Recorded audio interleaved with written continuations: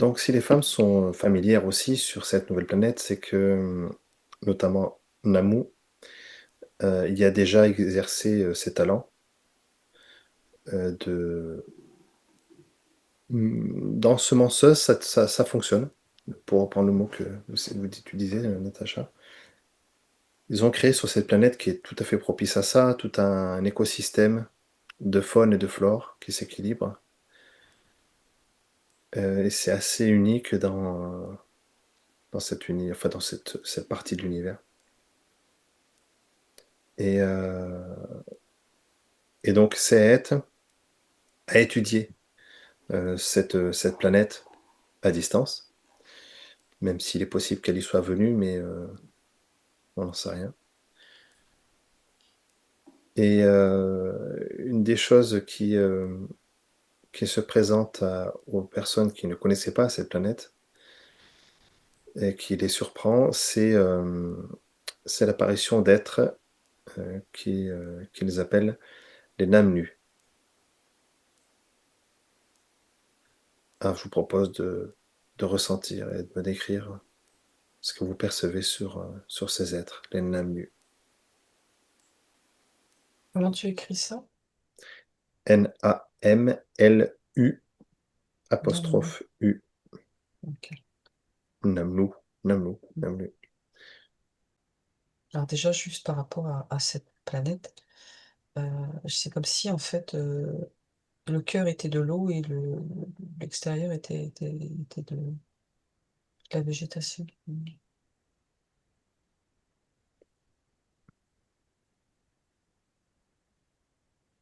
Et donc, oui, ce que j'ai pas précisé, c'est que ces Namnus sont là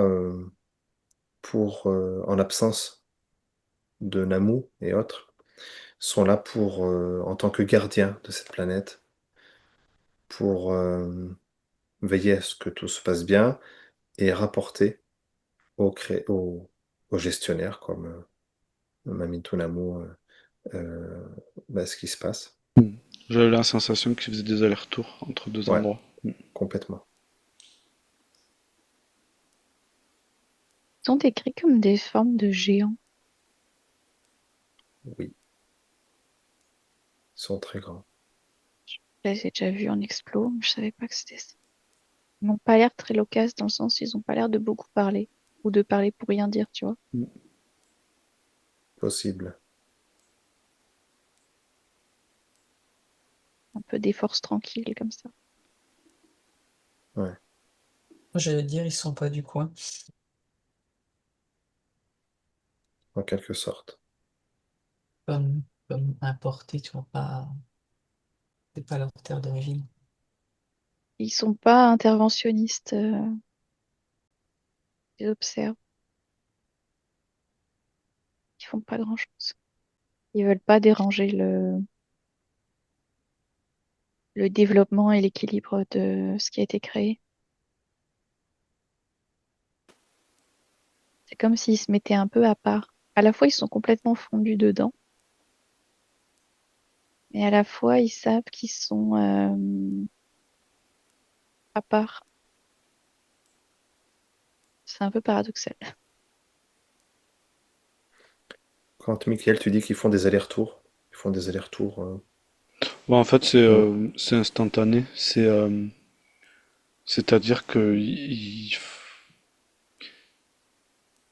eux, en fait, c'est comme si c'était un canal permanent et en fait, c'est les informations qui montent et qui descendent. J'ai la sensation que euh, eux, ils sont plus équilibrés que la planète elle-même et que justement, ils font en sorte de jouer sur les petits déséquilibres, d'observer tout ce qui, tu vois, de faire les petites modifs, de déplacer un peu un curseur à droite, un curseur à gauche. Enfin, je sais pas si c'est eux qui déplacent les curseurs, mais en tout cas, le fait de ce qu'ils voient, des déséquilibres qu'ils sentent parce qu'eux sont dans un équilibre certain, euh, ça permet de, je sais pas si c'est quelqu'un d'autre qui joue sur les curseurs, mais en tout cas, ça permet de faire remonter l'information euh, qui ensuite est redescendu. Et que dans la redescente, il y a des retouches qui se font. Je sais pas si c'est eux qui font ou si c'est à travers eux juste que l'information passe. Parce qu'un tout petit Natacha. Ouais. déséquilibre, c'est comme si ça peut, euh, comment ça s'appelle, tu sais, quand par effet boule de neige, en fait, un petit déséquilibre, ça peut faire vriller le système. Le battement d'aile du papillon. Voilà. Ouais, ouais. C'est ça, il y a comme un écosystème qui doit être... C'est un peu une planète où j'ai l'impression que tout est testé. Tous les curseurs sont testés pour savoir comment conditionner, entre guillemets, après. C'est ça ce que tu dis, parce que depuis tout à l'heure, c'est comme si j'entendais que c'est comme la petite sœur de la Terre, dans les prémices de quelque chose, tu vois, à petite échelle. C'est pas encore complètement correct, parfait ou ajusté, mais c'est ça, j'ai vraiment le mot prémisse et je la vois à chaque fois que je répète le nom Uras, j'ai le mot, j'ai la Terre qui m'apparaît aussi. Mais dans le fait que tu as dit, Pauline, qui sont pas interventionnistes, là, les NAMLU, c'est ça aussi qui, c'est bien, mais c'est pas assez, en fait. Ça nécessite plus que juste faire ce qu'ils font. Mais c'est un premier essai, quoi. Pas une ébauche, mais... Alors, ils sont décrits avec plusieurs particularités, dont une, qu'ils seraient des êtres multidimensionnels. Hmm. Moi, je les vois, quand je te dis, ils font en haut, en bas, mais ils font aussi complètement à l'horizontale. C'est-à-dire que j'ai la sensation que les informations, tu sais, c'est un peu comme si s'ils faisaient une modif sur cette planète, ça avait des conséquences sur d'autres. Je sais pas comment l'expliquer, mais Hmm. c'est comme si c'était euh, la première vibration, en fait, que si tu changeais la fréquence, ben, ça influençait tout le reste. Et j'ai vraiment la sensation que il y a ce côté au bas, mais il y a aussi ce côté horizontal, où justement, quand ils apportent une modif là, pouf, ça se répercute horizontalement sur plein d'autres planètes qui Donc, c'est des sont... planètes qui ont un rapport avec celle-là. Ouais, mais complètement. C'est même presque celle-là serait, je sais pas comment l'expliquer, le mettre en relief avec autre chose.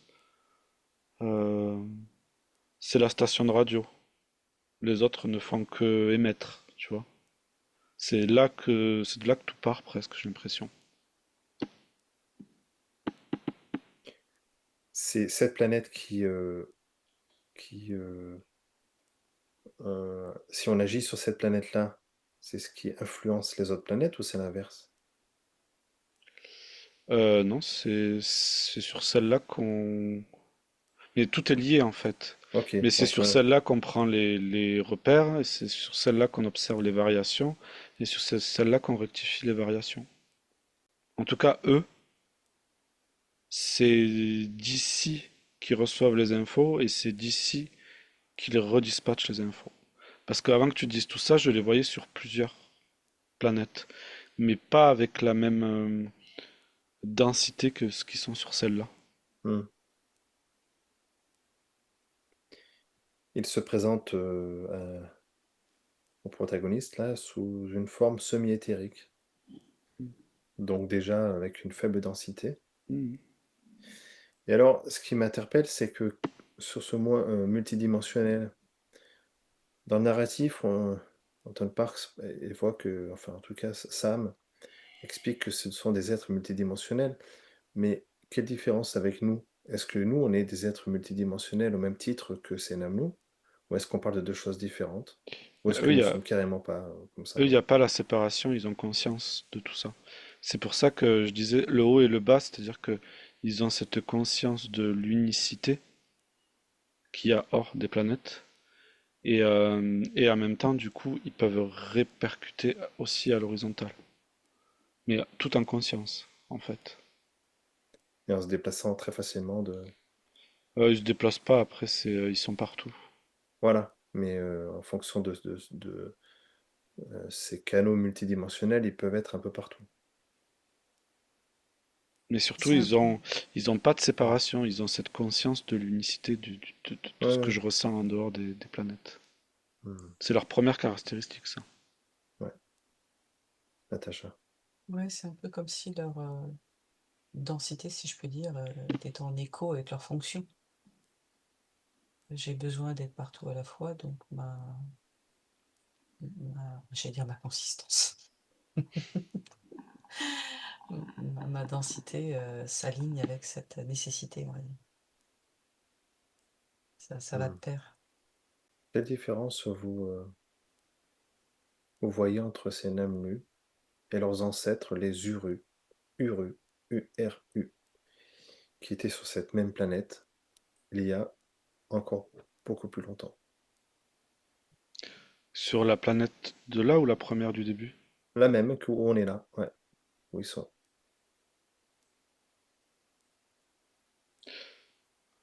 J'ai la sensation, moi, que les Urus, ils étaient plus dans le façonnage, dans l'assemblage. Tandis qu'eux, ils sont plutôt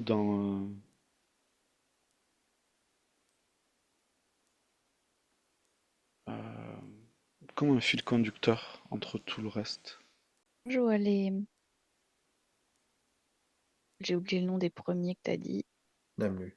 Voilà, eux. Je les vois comme des géants avec presque. Ressembleraient presque à des géants de pierre comme ça, tu vois, dans le sens, comme je disais, ils agissent pas beaucoup et en fait, je les voyais très grands et voir comme plein d'étages d'un immeuble. Ça pourrait être les dimensions sans avoir à besoin de bouger. Les urus, je les vois plus petits.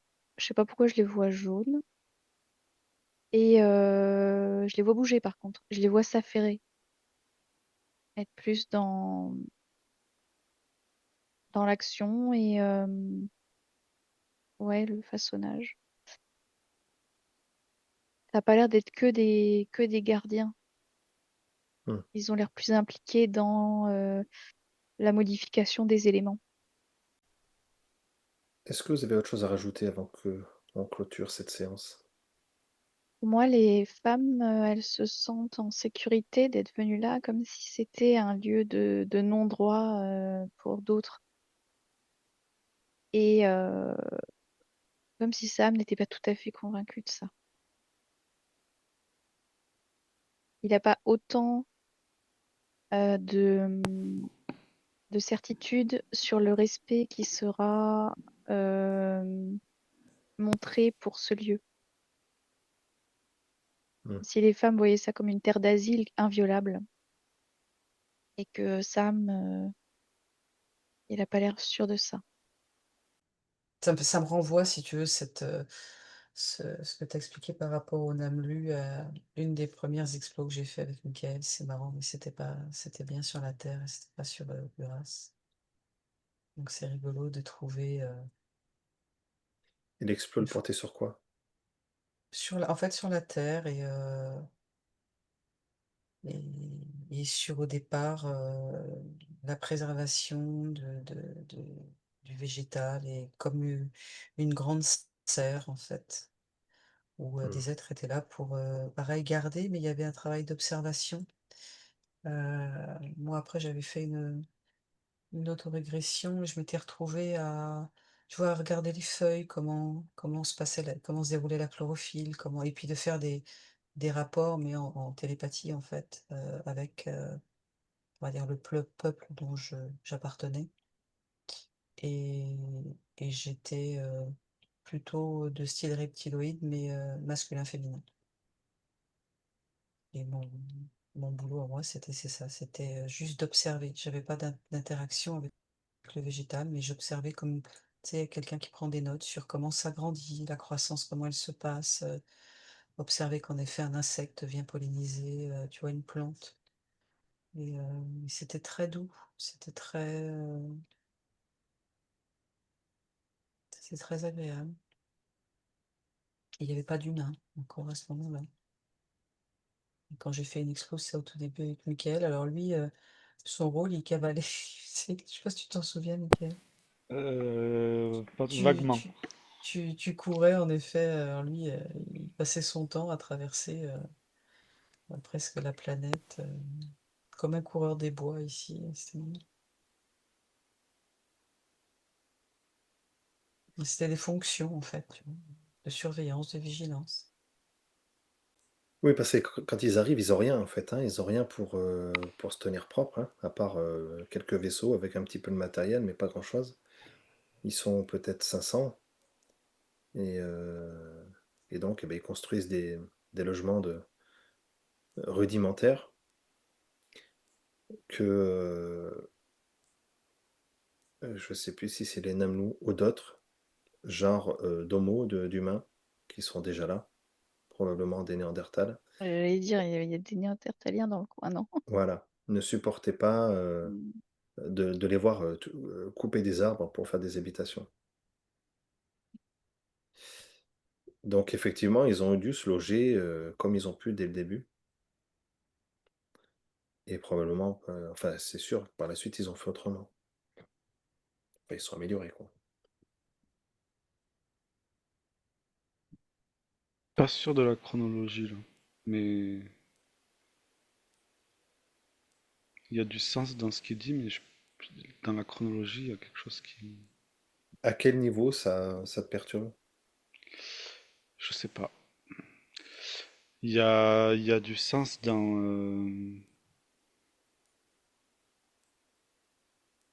Je sais pas.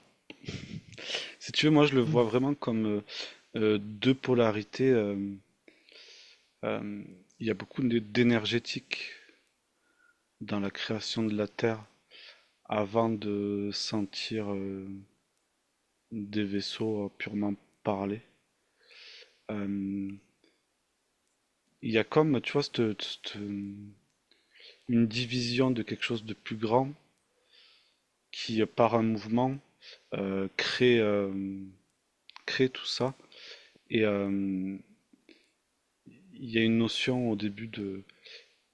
C'est pas séparé au début du reste, c'est-à-dire que la forme commence à prendre forme, euh, tout en étant connecté à toute cette énergie qu'il y a autour des planètes.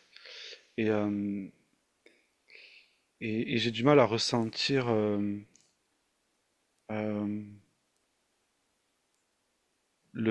la femme comme étant la représentation du féminin. Euh, je sens comme le féminin et le masculin qui essayent de s'équilibrer l'un l'autre, de trouver un équilibre l'un et l'autre à l'intérieur de chaque chose. Et, et du coup, c'est plutôt. Moi, je vois plutôt des polarités masculines et féminines que, que des Néandertals et des vaisseaux, tu vois, par exemple. Enfin, que deux civilisations différentes. Je ne vois que quelque chose qui s'affine de plus en plus et qui se reconnaît, qui se mélange et qui se reconnaît l'un dans l'autre. Mais c'est très abstrait et c'est très énergétique, je le conçois. Mmh. Oui, bah, la description que tu fais est plus, énergétique et le narratif, est plus, tangible, matériel. Mm. Enfin la partie, émergée de l'iceberg, en fait. Mais c'est quand tu bascules dans l'énergétique, c'est vraiment, vraiment un mouvement dont tu ne sens pas le début et tu ne sens pas la fin. C'est quelque chose de très chronologique, entre guillemets. C'est c'est- tout, c'est très lié, quelque chose d'assez fluide, qui effectivement peut être perçu complètement différemment. Mais tu sais, c'est, quelque chose qui m'interpelle régulièrement, c'est, entre le narratif d'Anton Parks qui décrit, les faits matériels et et ce dessin de ce grand tout, comment il se forme et qui Ben, prend une direction. en fait, moi j'ai l'impression que si tu veux décrire dans la chronologie, parce que là on est obligé de parler de chronologie, mais sinon Hmm. quand je dis que tout est lié, c'est que tout se joue en même temps aussi.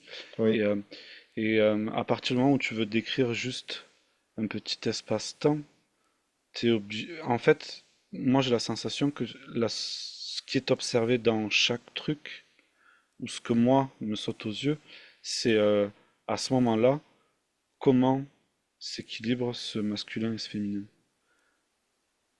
Comment se reconnaissent deux parties qui à un moment donné ont été séparées, ou comment te voir dans l'autre. Enfin, tu vois, c'est comment l'un se voit dans l'un et l'autre se voit. Enfin, c'est très. Et effectivement, à partir du moment. Enfin, parce que là, j'aurais du mal.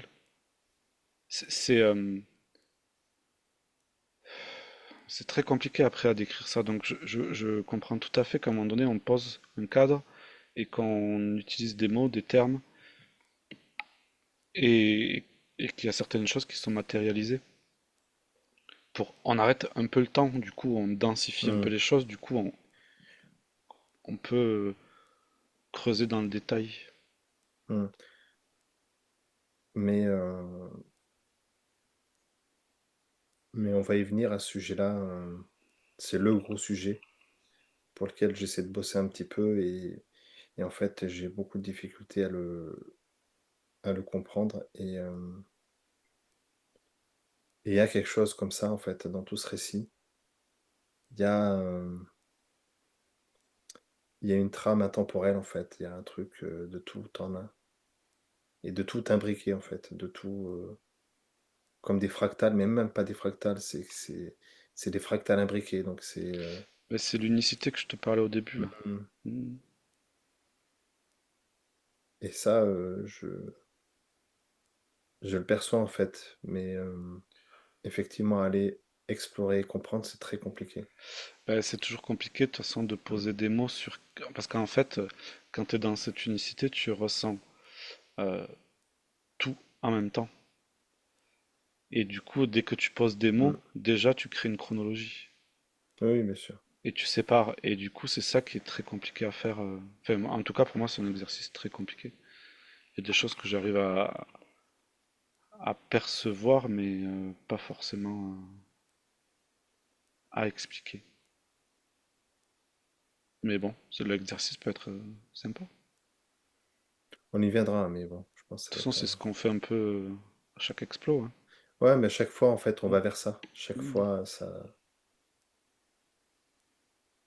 même ce que l'autre jour la séance de Pauline qu'elle a fait avec Nathalie, la télépathe, Lisa, heu, elle a une superposition de plein, plein de scènes et ça amène vers ça aussi. Enfin, c'est ce que je ressens. C'est que tout se passe en même temps.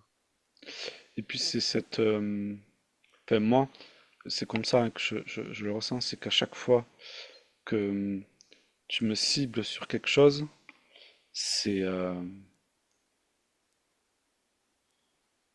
c'est pas agréable comme quand je suis dans Mmh. tout le reste, tu vois. Du coup, ça demande de vouloir entrer, de s'installer tout doucement et de toute façon, je pense que c'est valable pour tous les trois, mais on a du mal à dire un mot si on n'en a pas la justesse, et en même temps, c'est toujours difficile de trouver la justesse à 100%, donc c'est... J'ai j'ai ressenti un début de soulagement après leur arrivée, là, quand il explore euh, à la recherche de Seth, mais ça lui permet aussi d'explorer lui. Et je sens qu'il commence à se sentir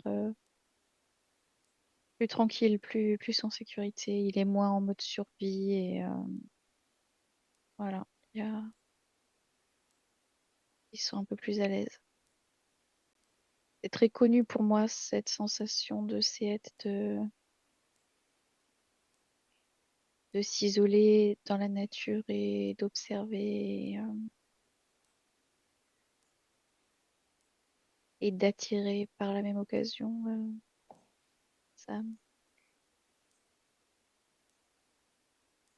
En fait, j'avais une sensation très bizarre. Je voulais pas le dire au début de l'explo parce que je savais pas si on allait explorer aussi quelque chose en rapport avec ça. Mais depuis la dernière explo, c'est comme si j'avais et surtout là parce que surtout depuis hier parce que je savais qu'on allait repartir en explo, j'avais un peu un truc dans mon ventre de hâte ou d'excitation, mais d'excitation comme quand on va retrouver quelqu'un qui nous a manqué. Et en fait, je me suis rendu compte que j'étais pressée de retrouver sa âme. C'est bizarre, mais je veux dire, même sans être en état d'hypnose, quoi. C'est comme si ça faisait longtemps que j'avais pas vu un ami. Et puis Ouais. là, on me disait, ben, tu le vois demain. Et voilà, tu vois, tu sens cette excitation et cette impatience, en fait. Euh, ça va être long jusqu'à demain. Et avec la peur un peu que du coup, on n'explore pas quelque chose en lien avec lui. Ouais, ouais, Et que je le ça laisse savais un ça. espèce et que ça laisse un espèce de vide, tu vois, pas de vide, mais tu vois, de déception, de frustration de ah mon ami il n'était pas là. Et c'est très bizarre parce que je le sentais même tout à l'heure quand j'étais dans la voiture, je sentais dans mon ventre un truc de j'espère qu'il sera là. C'est trop bizarre. Mais c'est marrant parce que hier, je sais plus si c'est sur la conversation Anton Parks là, que j'ai dit qu'on ira sur un sujet d'Anton Parks ou autre. Et après, Pauline t'a dit, bah, je préfère un sujet d'Anton Parks. Et moi, j'étais en train de bosser sur un autre sujet qui avait rien à voir. Et, mais je me suis dit, bah non, on va faire Anton Parks parce que je sais que Pauline va être déçue. Sinon. Et après, je lui ai envoyé un message aux deux pour plaisanter. Elle m'a dit, non, mais c'est peu importe. Je prendrais ce cas, mais je savais que j'allais te créer une frustration si on partait pas là-dessus. Est-ce C'est que je peux bizarre, hein, poser une question? Vas-y. Moi, je suis revenue, hein, donc c'est pour ça, là, je vais faire 2 secondes de paix. Est-ce que tu peux observer, Pauline, si c'est le personnage en lui-même qui crée cette excitation, cet intérêt prononcé, ou c'est le concept ou l'énergie qu'il véhicule et dont il est porteur, et le message, ou enfin, ce qu'il représente, en fait? j'arrive pas à dissocier l'un de l'autre.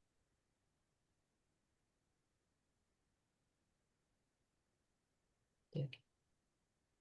C'est comme si il est ce qu'il représente complètement. Donc du Mhm. coup, je peux pas répondre à la question. Alors, tu peux peut-être reformuler, Natacha. Oui, alors moi, ça risque de couper de mon côté. On a un bel orage qui est en train de s'animer. En fait, l'idée, c'est est-ce que c'est parce que tu aurais vraiment un lien avec le personnage directement et cette histoire, ou est-ce que c'est justement l'énergie qu'il véhicule et ce enfin il ou elle, hein, puisque deux, que tu recherches et qui te manque dans cette existence en fait, sur le plan dans lequel nous sommes maintenant, malheureusement. Alors quand tu dis ça, c'est comme si je le voyais lui en hauteur Mhm, et comme s'il se poursuivait par une espèce de colonne. mhm, euh, mais tu vois, c'est toujours lui. Mais il y a une espèce de truc qui traverse le temps et l'espace jusqu'à nous. Voilà, j'ai pas plus d'infos. Hmm. Et en toi.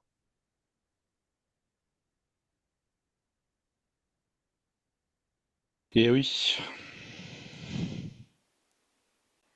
Si j'ai posé la question, c'est parce que vraiment ce qui a résonné beaucoup en moi, c'est une opportunité dans leur extraction d'un nouveau paradigme. Vraiment. On va reparler à nouveau de rééquilibrage féminin, masculin. en tout, en fait, qui amène beaucoup de douceur dans tout, de préservation de tout, et, euh, et à chaque fois, on retombe dans un point de bascule et on recommence à être dans la destruction au lieu d'être dans la création. C'est comme si c'était le jeu de la création, en fait. Et il y a quelque chose dans son personnage vraiment personnel qui me touche, dans ce que j'ai pu explorer de lui en fait jusqu'à maintenant, Mhm, mhm, dans son histoire et comment il se positionne par rapport à cette histoire. Donc il y a ça où j'ai envie comme de continuer de regarder le film, tu vois. Parce que je sais pas ce qui se passe vu que j'ai pas lu ces foutus bouquins. Et il y a aussi ce lien avec Seet, qui, je sais pas, ce que j'en ressens, je trouve ça éveille quelque chose.